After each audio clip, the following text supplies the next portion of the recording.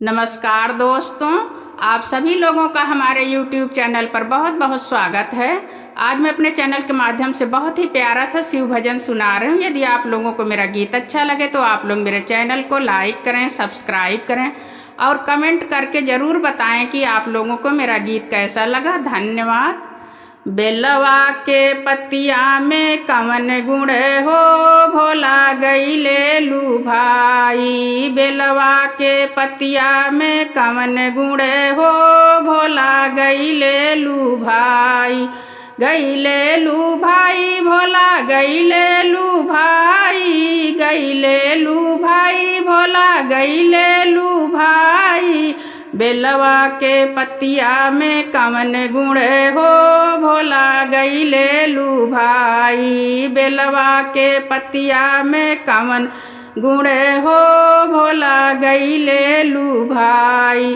पूड़ी का चौड़ी भोला मन ही न भावे, मन ही न भावे भोला मन ही न भावे। पूड़ी का चौड़ी भोला मन ही न भावे, मन ही न भावे भोला मन ही न भावे।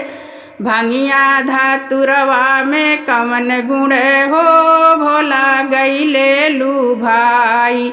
भंगिया धातुरवा में कवन गुण हो, भोला गईले लू भाई। बेलवा के पतिया में कवन गुण हो, भोला गईले लू भाई। बेलवा के पतिया में कवन गुण हो, भोला गईले लू भाई। महला दू महला भोला मन ही न भावे, मन ही न भावे भोला मन ही न भावे।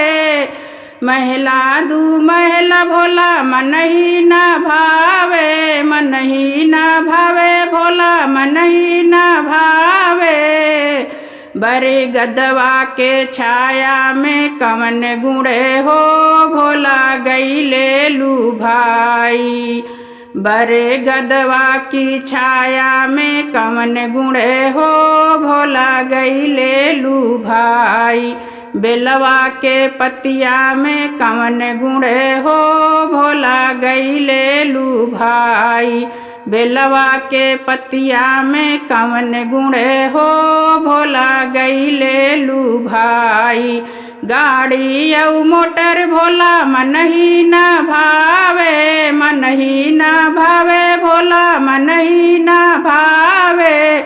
गाड़ी औ मोटर भोला मन ही न भावे, मन ही न भावे भोला मन ही न भावे। नंदी बैलवा में कवन गुण हो, भोला गईले लू भाई। नंदी बैलवा में कवन गुण हो, भोला गईले लू भाई। बेलवा के पतिया में कवन गुण हो, भोला गईले लू भाई। बेलवा के पतिया में कवन गुण हो, भोला गईले लू भाई। साल दू साला भोले मन ही न भावे, मन ही न भावे भोला मन ही न भावे। साल दू साला भोला मन ही न भावे, मन ही न भावे भोला मन ही न भावे। मिर्गा के खाले में कवन गुण हो, भोला गईले लू भाई। मिर्गा के खाले में कवन गुण हो, भोला गईले लू भाई। बेलवा के पतिया में कवन गुण हो, भोला गईले लू भाई।